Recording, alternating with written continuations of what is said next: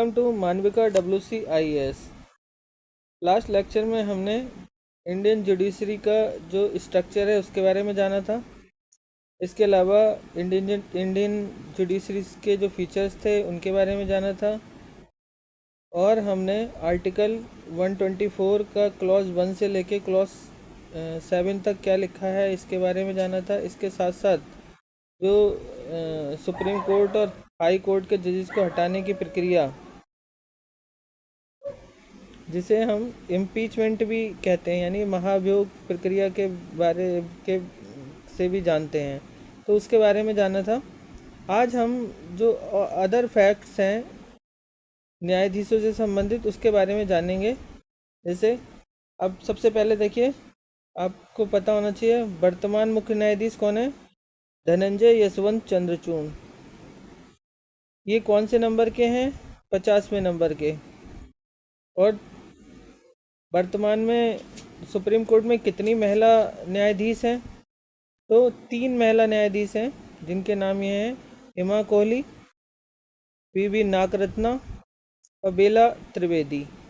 अब आपको एक चीज़ दिख रही होगी यहाँ पर कि इनकी रिटायरमेंट की, ये 2024 में रिटायर होंगी। ये जस्टिस नागरत्ना 2027 में और बेला त्रिवेदी 2025 में। अब सबसे बड़ी बात यह है कि आपको देखना होगा कि रिटायरमेंट जो है इनका कब है। धनंजय यशवंत चंद्रचूड़ जी का इनका है 2024 में।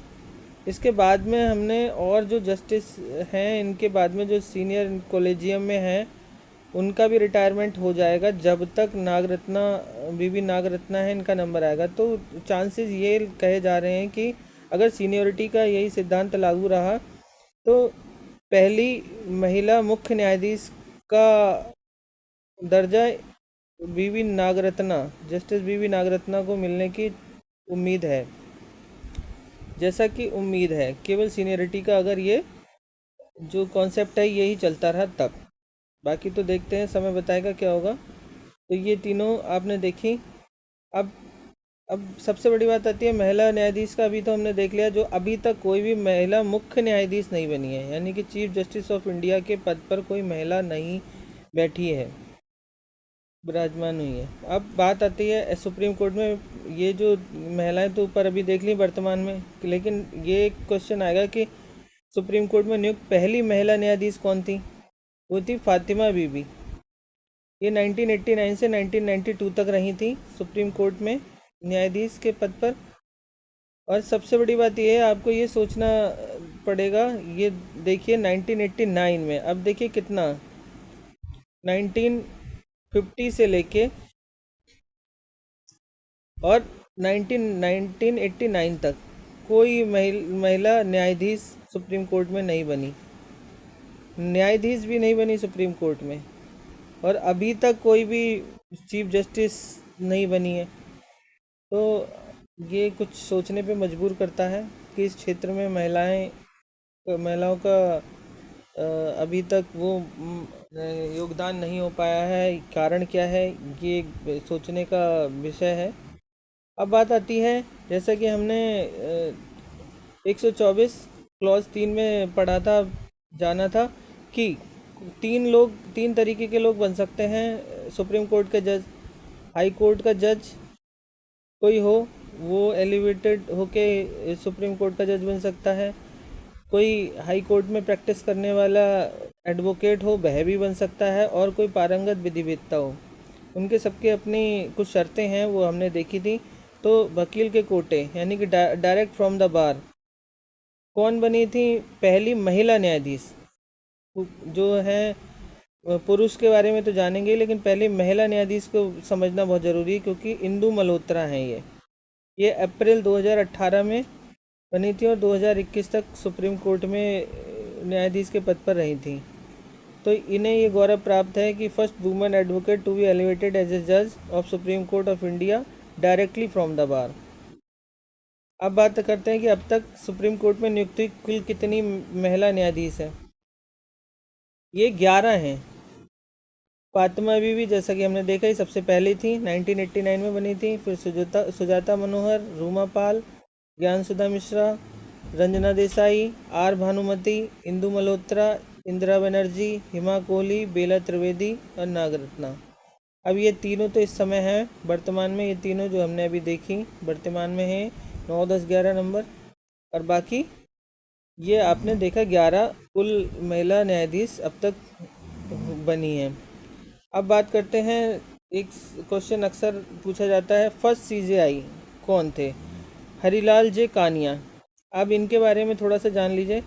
ये सब उससे पहले 1947 से, जब 14 अगस्त 1947 से 1950 तक, ये 28 जनवरी है यहाँ पर, ये 26 नहीं है, ये 28 आएगा।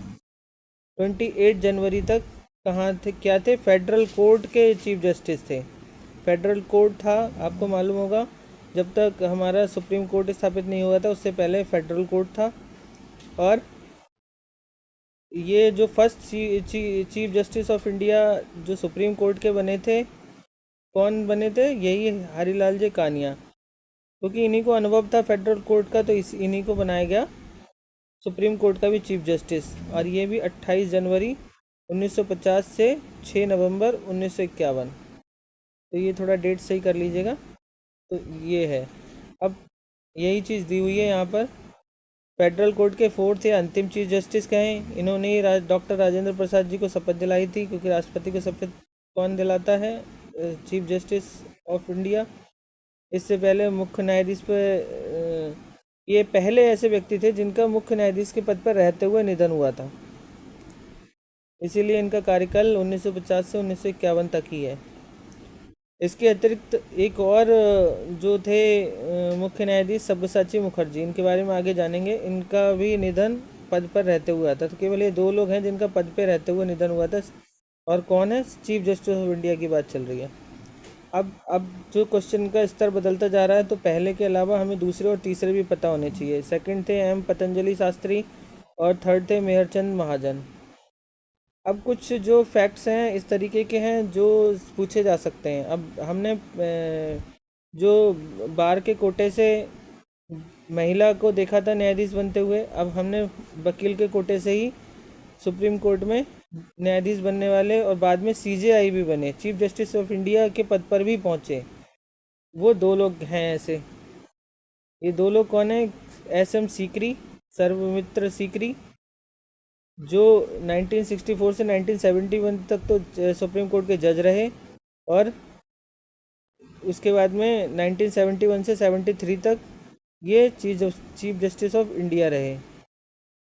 अब इन्हीं के बारे में एक खास बात और ये आपको ध्यान रहनी चाहिए कि जो हमने केशवानंद भारती केस पढ़ते हैं हम वर्सेस केरला गवर्नमेंट, तो उसमें आपने देखा होगा कि जो निर्णय 7-6 से फेमस निर्णय है ये, तो ये जो इस पीठ के जो अध्यक्ष थे वो कौन थे उस समय? सर्वमित्र सीकरी ही थे। और अप्रैल 1973 जब इन्होंने निर्णय दिया, उसके अगले दिन ये रिटायर हो गए थे।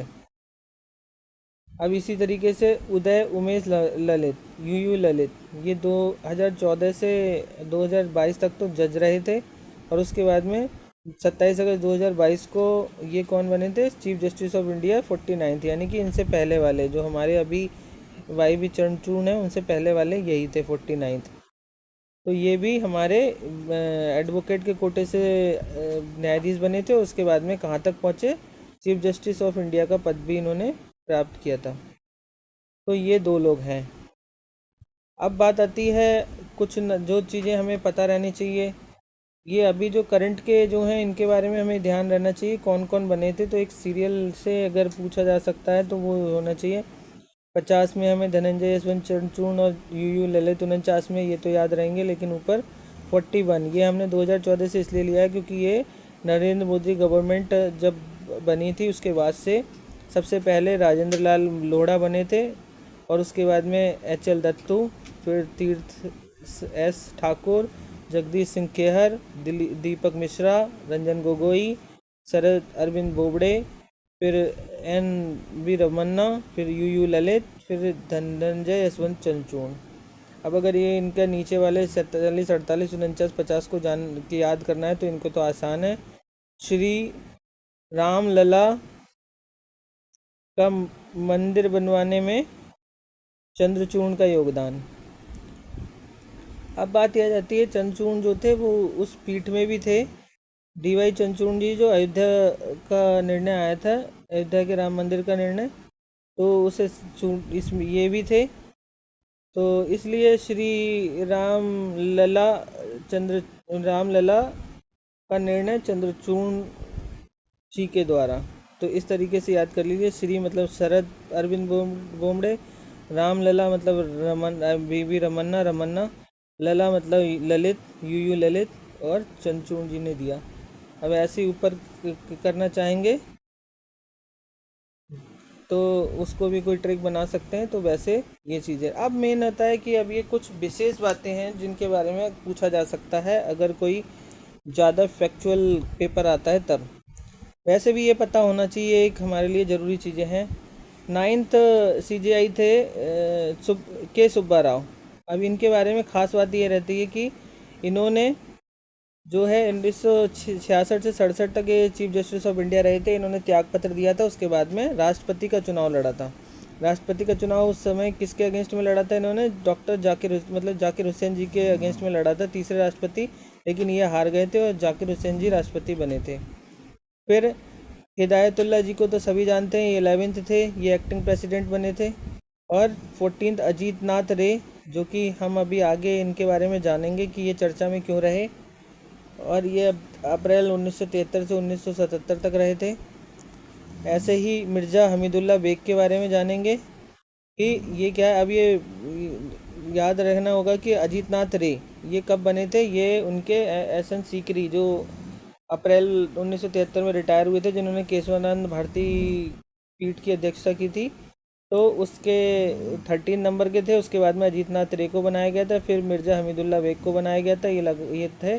उसके बाद में ये जो आज के हमारे 50 में मुख्य न्यायाधीश हैं, यानी कि धनंजय यशवंत चंद्रचूड़, इनके पिता यशवंत विष्णु चंद्रचूड़, ये रहे थे 1978 से 1985। इनके बारे में विशेष चीज़ क्या है? ये सबसे अधिक समय तक CGI रहने वाले हैं।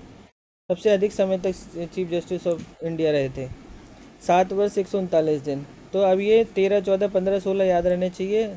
14, 15 को अभी आगे चल के कारण इनका पता लग जाएगा, तब याद रहेगा आपको। अब 20 सब्यसाची मुखर्जी, जो हमने ऊपर देखा था कि हरिलाल जी कानिया के अलावा दूसरे पद पर रहते हुए जिनका निधन हुआ था, वो सब्यसाची मुखर्जी थे। और उसके अलावा 22 को याद रखना जरूरी है, कमल नारायण सिंह। ये सबसे कम समय तक पद पे रहने वाले मुख्य न्यायाधीश थे, केवल 17 दिन के लिए रहे थे ये। अब ये एक बात आती है, क्या हम किसी मुख्य न्यायाधीश को हम उनके उसके बाद में, उनका जब कार्यकाल पूरा हो जाए उसके बाद में, क्या कहीं किसी राज्य का राज्यपाल बना सकते हैं? तो ये बना सकते हैं, क्योंकि राज्यपाल का पद लाभ का पद नहीं माना जाता। और पी सदाशिवम थे, जिन्हें केरल का राज्यपाल बनाया गया था। 2014 से 19 तक ये राज्यपाल रहे थे केरल के। और 2013-14 में ये चीफ जस्टिस ऑफ इंडिया थे। अब इसके अलावा JS केहर, जगदीश एस केहर जो थे, ये क्या थे? पहले Sikh CJI chief justice of India. ये 2017 से में जनवरी 2017 से अगस्त 2017 तक रहे थे। तो ये हमने विशेष चीज़ें जानी इन न्यायाधीशों के बारे में। अब कुछ मतलब ये चीफ जस्टिस ऑफ इंडिया के बारे में जानी थी। अब ये केवल सुप्रीम कोर्ट के न्यायाधीश हैं, वो कुछ खास बातें इनके बारे में जान लीजिए। फातिमा बीबी जो थी, ये भी राज्यपाल बनी थी, लेकिन ये क्या थी? सुप्रीम कोर्ट की न्यायाधीश। और BR कृष्णन अय्यर थे, ये PIL से संबंधित रहे हैं, और इन्होंने भी राष्ट्रपति का चुनाव लड़ा था। और इसके अलावा KS हेगड़े जो हैं, ये जज बनने से पहले इनका सफ़र बहुत ही महान रहा है, क्योंकि KS हेगड़े जी जज बनने से पहले राज्यसभा सदस्य थे, फिर सुप्रीम कोर्ट के जज बने, फिर त्यागपत्र के बाद लोकसभा का चुनाव भी लड़ा इन्होंने, फिर लोकसभा सदस्य बने, उसके बाद में लोकसभा अध्यक्ष भी बने। अब ये सोचिए, राज्यसभा सदस्य, लोकसभा अध्यक्ष, और इसके अलावा सुप्रीम कोर्ट के जज भी बने इन्हें। लेकिन चीफ जस्टिस ऑफ इंडिया बनने का मौका नहीं मिल पाया था, वो आगे जानेंगे क्यों नहीं मिल पाया था। अब न्यायाधीश नियुक्ति से संबंधित कुछ केसेस के बारे में जानेंगे जो भी बहुत फेमस है, इनके बारे में अक्सर प्रश्न आते हैं। अब एक बात जान लीजिए, मुख्य न्यायाधीश की नियुक्ति के संदर्भ में संविधान मौन है कि मुख्य न्यायाधीश की नियुक्ति के लिए किसे चुना जाना चाहिए। अब अभी तक जो परंपरा रही थी, जो 1950 से 1993 तक, तो उसके हिसाब से वैसे तो क्या था, उससे मतलब परंपरा के हिसाब से तो वरिष्ठतम न्यायाधीश को सीजीआई बनाया जाना चाहिए था। लेकिन कुछ परंपराएं तोड़ी गई थी, और ये दो बार तोड़ी गई। 1973 में अजीतनाथ रे को बनाया गया, 1970 में हमीदुल्ला बेग को परंपरा का उल्लंघन कर सीजीआई नियुक्त किया गया था। अब ये देखिए, तब तक होता क्या था, 1950 से 1993 तक क्या रहता था, राष्ट्रपति द्वारा मंत्रिपरिषद की सिफारिश पर ही न्यायाधीश की नियुक्ति की जाती थी। न्यायाधीश की नियुक्ति, और ये क्या है, मुख्य न्यायाधीश की बात चल रही है। मुख्य न्यायाधीश में क्या है परंपरा, वरिष्ठतम न्यायाधीश को बनाया जाना चाहिए, लेकिन इन दोनों के नियम के समय नियम क्यों तोड़े गए, ये भी जानने की बात है। इसमें भी सरकार का ये निर्णय गलत था। तो वैसे तो करना चाहिए, सीनियर को ही बनाना चाहिए। अब क्यों नहीं बनाया गया, ये आप जानेंगे, एक ज़रूरी है जानकारी। अब 1973 में हमने बताया था केशवानंद भारती जो बाद था, उसमें 7 और 6 से निर्णय हुआ था, तो उससे सरकार नाखुश थी। तो उस समय एस एन सीकरी थे जो उसके अध्यक्ष थे, उनका तो रिटायरमेंट हो गया था। उसके बाद में फिर बना था, वरिष्ठतम को बनाया जाना था क्या, चीफ जस्टिस ऑफ इंडिया, लेकिन जो वरिष्ठतम की श्रेणी पर थे, तो उनमें क्या था, वो निर्णय देने वालों के, सरकार जिन निर्णय से खुश नहीं थी उनकी तरफ थे, यानी कि सरकार को के अगेंस्ट वाले थे। और जिन्होंने सरकार के फेवर में निर्णय दिया था, यानी कि 7 और 6 में थे, वो कौन थे, अजीतनाथ रे। तो सरकार ने उनको, जो सीनियर थे, उनको ना बना के अपने जो उनके फेवर में निर्णय देने वाले थे, यानी कि उसमें जो 6 लोगों में थे, उनको अजीतनाथ रे को बना दिया। तो यहाँ पर इन्होंने ये नियम तोड़ा अपने लाभ के लिए। ऐसे ही फिर 1976 में अजीतनाथ रे के बाद में कौन बनाए गए थे, 15वें नंबर पे हमीदुल्ला बेग। ये क्या, अजीतनाथ रे का जब कार्यकाल पूरा हुआ तो हमीदुल्ला बेग को भी ऐसे ही बनाया गया, क्योंकि वो भी वरिष्ठतम वाली श्रेणी में नहीं थे। तो उनको क्यों बनाया गया, इसके पीछे भी कारण है। 1975 में आपको सबको पता है, इमरजेंसी लागू थी उस टाइम। सरकार किसी को भी बिना कारण पकड़ के जेल में डाल दे रही थी। तो इसके लिए जो थे, एडीएम जबलपुर केस फेमस है। तो उसमें क्या हुआ कि रिट दायर की गई थी, किसका, हैबियस कॉर्पस रिट। तो उसके तहत लोग हाई कोर्ट गए थे, और हाई कोर्ट ने क्या करा था, उनके फेवर में निर्णय दिया था कि इस तरीके से किसी को अरेस्ट नहीं कर सकते, ये मानवाधिकार का उल्लंघन है, और मतलब उसका फंडामेंटल राइट्स का उल्लंघन है, मौलिक अधिकार का, और इस तरीके से उन्हें पेश किया जाए। तो ये चीज़ें हैं, उन्हें इस तरीके से अरेस्ट नहीं किया जा सकता, तो इसे हैवियस कॉर्पस केस भी कहते हैं। तो अब इसके लिए सरकार जो इसके खिलाफ, इस तरीके से उस समय के 12 जो हाई कोर्ट्स थे, उन्होंने सरकार के खिलाफ निर्णय दिया था। अब इनके लिए, इनके अगेंस्ट में सुप्रीम कोर्ट में केस गया, और सुप्रीम कोर्ट में केस जाने के बाद, तो इस तरीके से इनके लिए कहाँ गई सरकार, गई सुप्रीम कोर्ट। तो इसी को कहा जाता है एडीएम जबलपुर केस बनाम शिवाकांत शुक्ला। तो अब इस तरीके से जब वहाँ गई, तो उसमें एक पीठ बैठी, तो उसमें 4-1 से निर्णय सरकार के पक्ष में आया। और जो एक जो अगेंस्ट में थे इस निर्णय के, जो न्यायाधीश, वही वरिष्ठतम थे, तो उनको बनाया जाना चाहिए था। लेकिन सरकार के जो पक्ष में 4 लोग फेवर करने वाले थे, उनमें हमीदुल्ला बेग थे। तो अब इन्होंने क्या निर्णय दिया था कि जो है, आपातकाल के दौर में मानवाधिकार का उल्लंघन किया जा सकता है, सरकार उसके हिसाब से अपना निर्णय ले सकती है।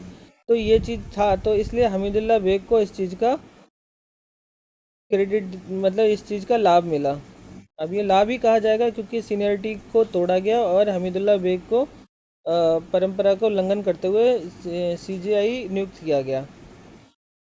अब सब जानते हैं, उस टाइम इंदिरा सरकार का निर्णय था ये। अब ये चीज़ 1950, ये चीज़ें चलती रहीं, ये नियम तोड़े जाते रहे 2 बार। अब क्या होता है, एसपी गुप्ता बनाम भारत संघ 1982 है, यहाँ पर भी ये सब 1982।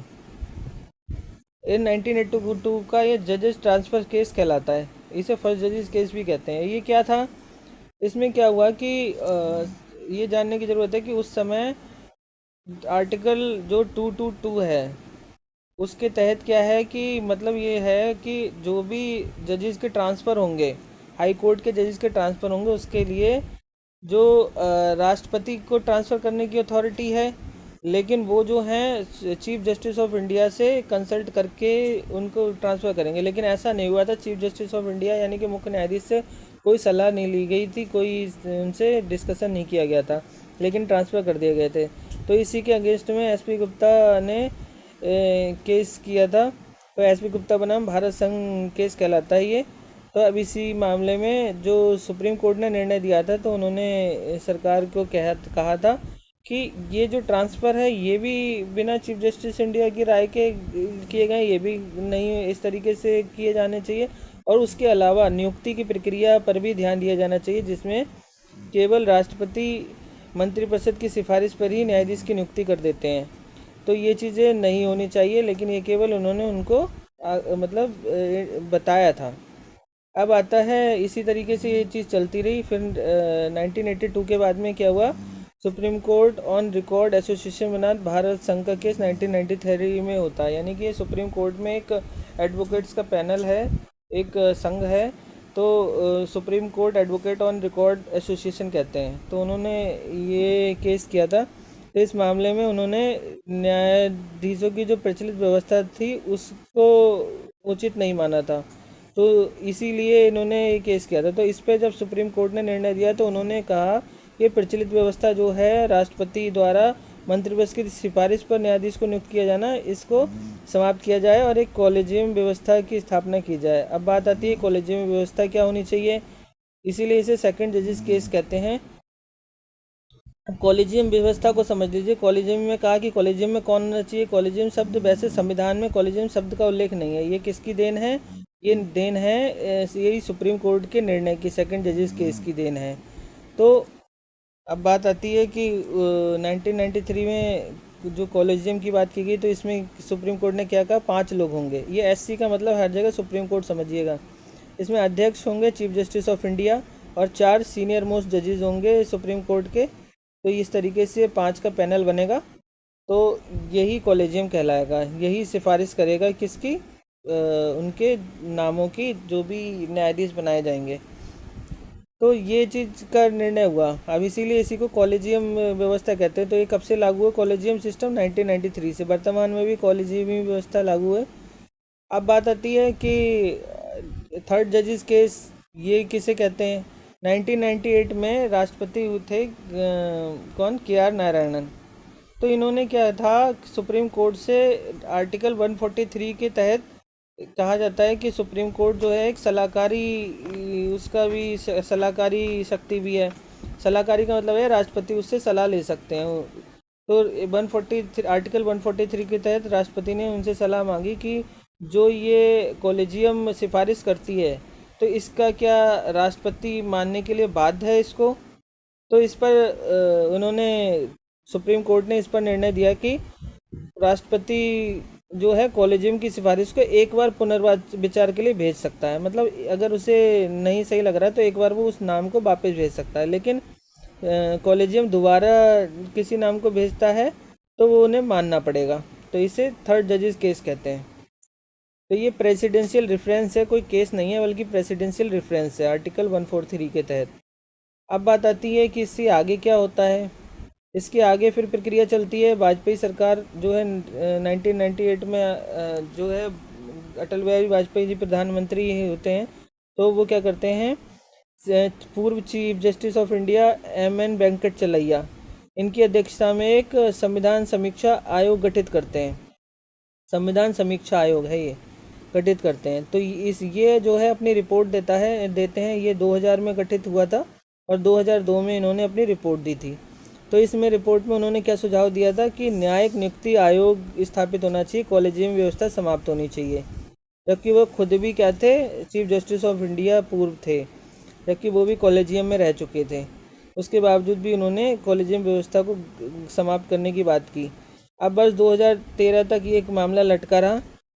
तो इस न्यायिक नियुक्ति आयोग की स्थापना के लिए 120वां संविधान संशोधन लाया गया 2013 में। कौन? मनमोहन सरकार थी उस समय। तो ये विधेयक लाया गया था उस समय, लेकिन क्या हुआ, 2014 में ये लोकसभा भंग हो गई, क्योंकि अगली सरकार कौन सी आ गई? मोदी सरकार। तो ये तब विधेयक भी समाप्त हो गया। तो और इसका विरोध किसने किया था? मनमोहन सिंह की जो विपक्षी दल था। अब आप समझ सकते हैं उस समय विपक्षी दल कौन था।